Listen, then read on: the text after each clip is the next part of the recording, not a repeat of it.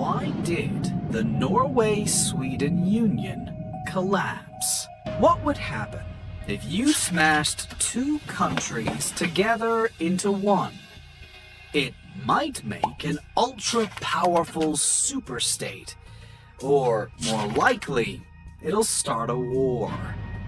But when this exact thing happened with Norway and Sweden in the 19th century, the result was a strange multi-decade failure that both nations seem embarrassed to remember. In this video, we'll look at the oft-forgotten union of Sweden and Norway, and see how the odd attempt to bind them together crashed and burned in less than a century. The Swedish-Norwegian Union was born out of the reorganization of Europe following the defeat of Napoleon in the War of the Sixth Coalition. Denmark controlled Norway at the time and had allied with Napoleon. It agreed to surrender Norway to Sweden as punishment. The Swedes believed a united peninsula, along with Norway's extra men and resources, would be a valuable defensive move for the 19th century. Thus, the Union of Sweden and Norway was born in 1814. For the sake of this video, we don't need a full breakdown of how the Union worked. The basics are as follows. Norway and Sweden were joined under one crown and one flag.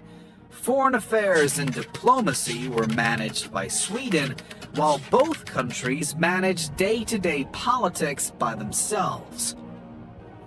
Norway still had a prime minister and a cabinet, and both countries retained their parliaments, the Riksdag for Sweden and the Storting for Norway.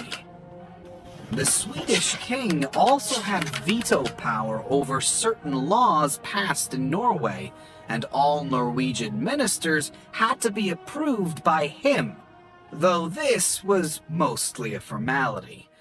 However, despite their shared Nordic heritage, Sweden and Norway were quite different. For one, Norway had a much smaller population and was poorer.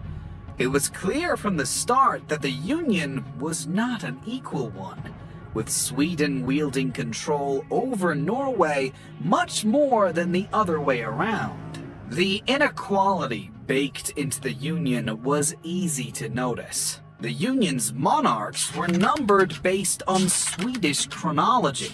Foreign affairs were managed by Swedes, and the Swedish king's veto power over Norwegian affairs was a symbol of the imbalance. Until 1830, Norwegian ships were even required to fly a Swedish flag. And afterwards, Norwegian flags on ships had to display the Union's insignia in the corner. One place that issues arose early was in the office of the Stadtholder.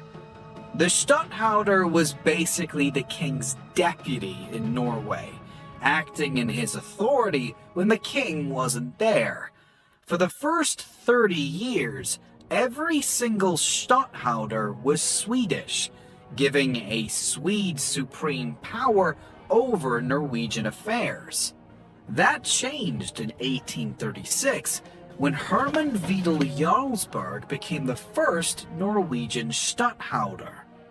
And all future Stadtholders would be Norwegian after him.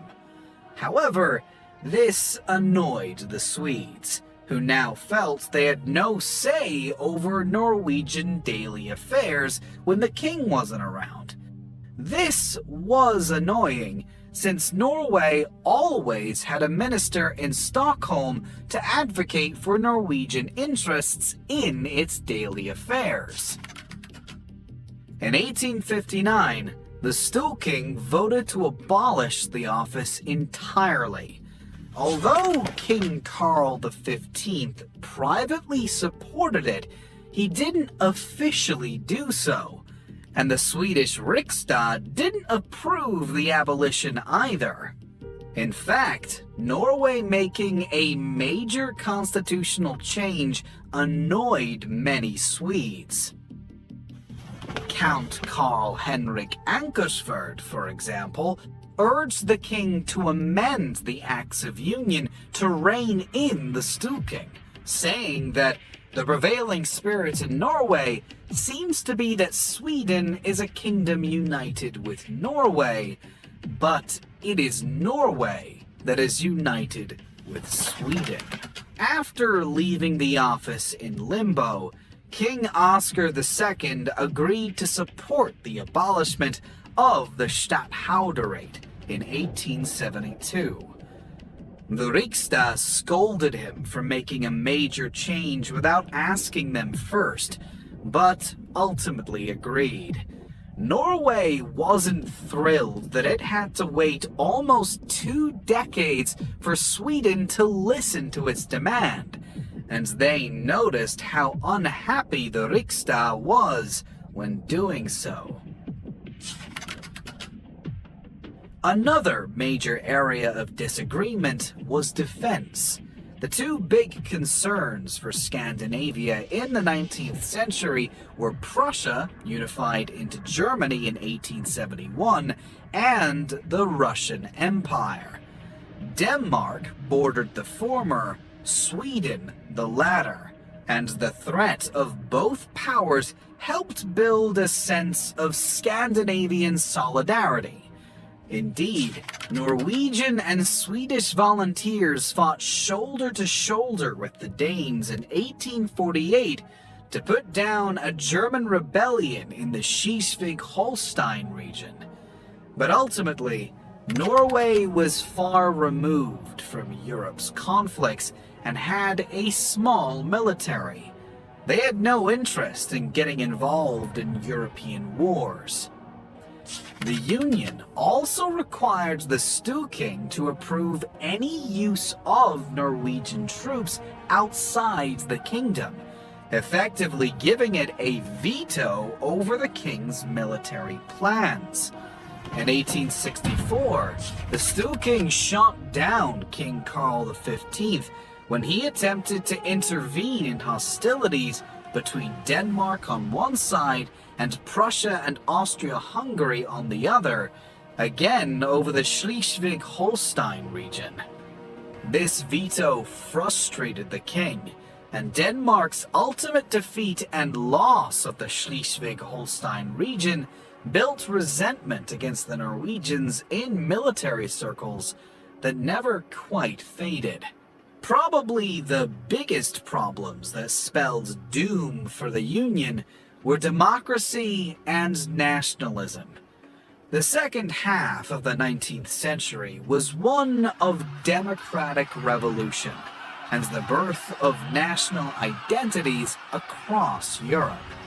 Norway and Sweden were not immune, and while they avoided outright revolution, there was an obvious swell of national identity after 1848 and growing calls for a democratic revolution to supplant the old political order. Norway was especially open to the democratic impulse, and it gained ground quickly.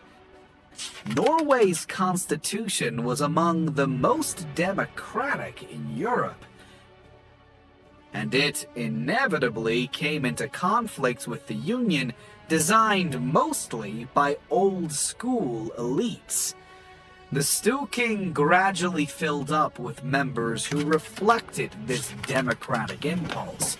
By the 1870s, the working-class peasants faction and the faction of Johan Sverdrup, usually linked with the intelligentsia and educated classes, combined into a coalition urging democratic reform against the conservative pro-unionists.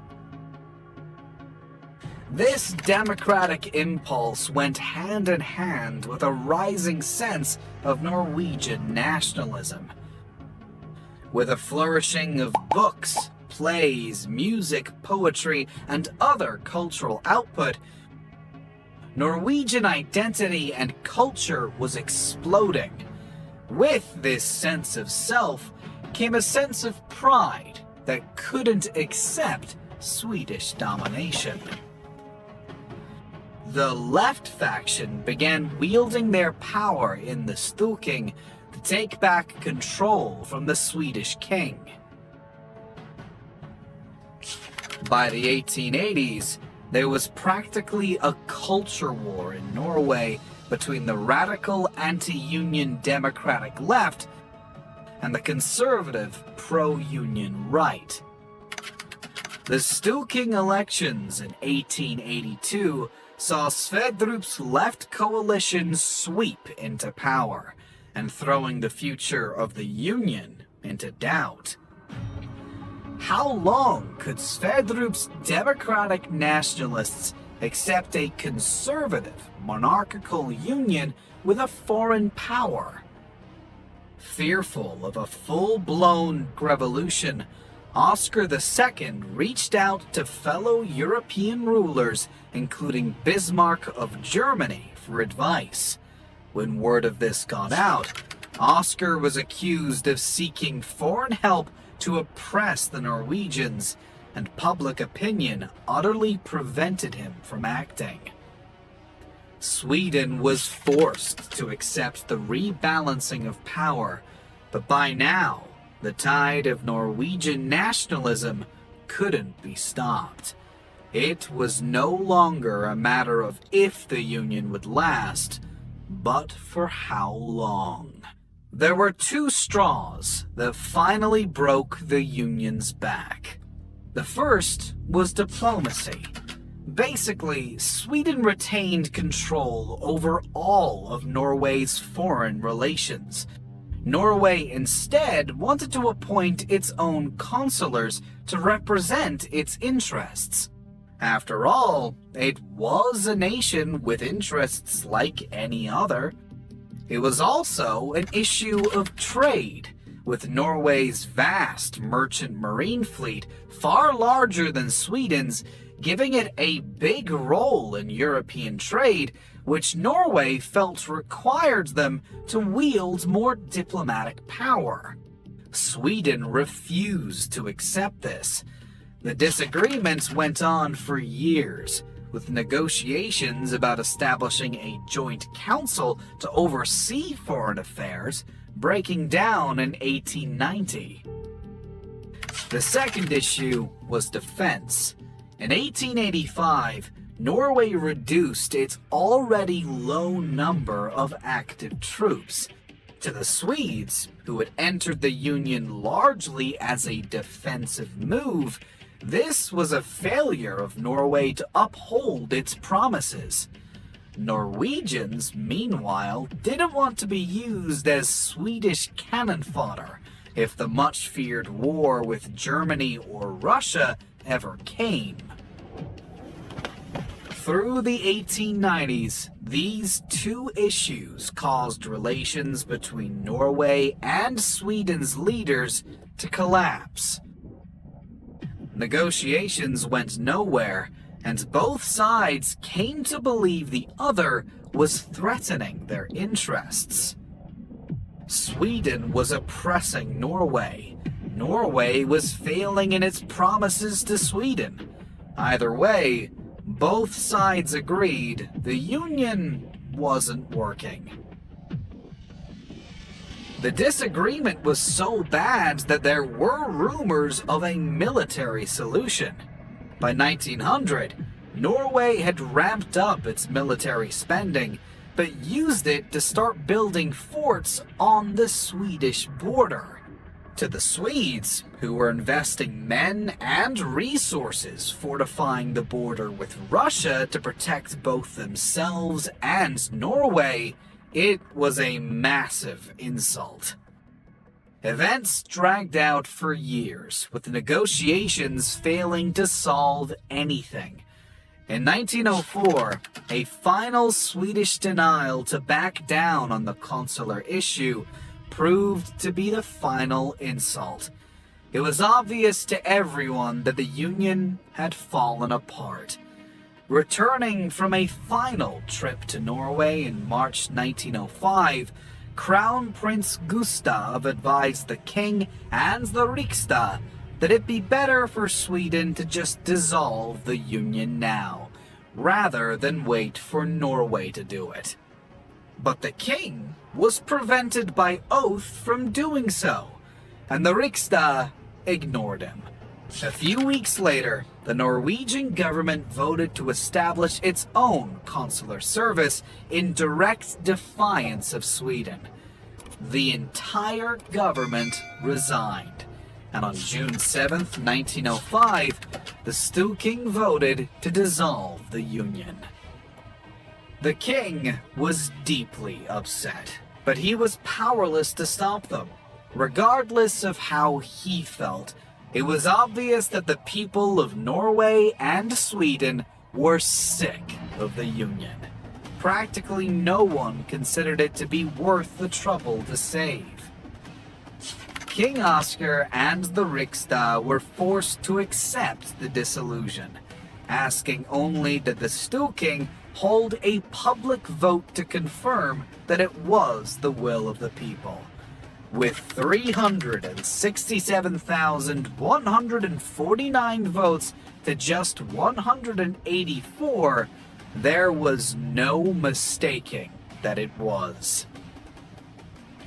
Thankfully, Sweden and Norway's relationship recovered quickly. King Oscar II's granddaughter even married into the newly established Norwegian royal family in 1929, and today, the countries are close allies and friends. And so, the union of Sweden and Norway passed into history.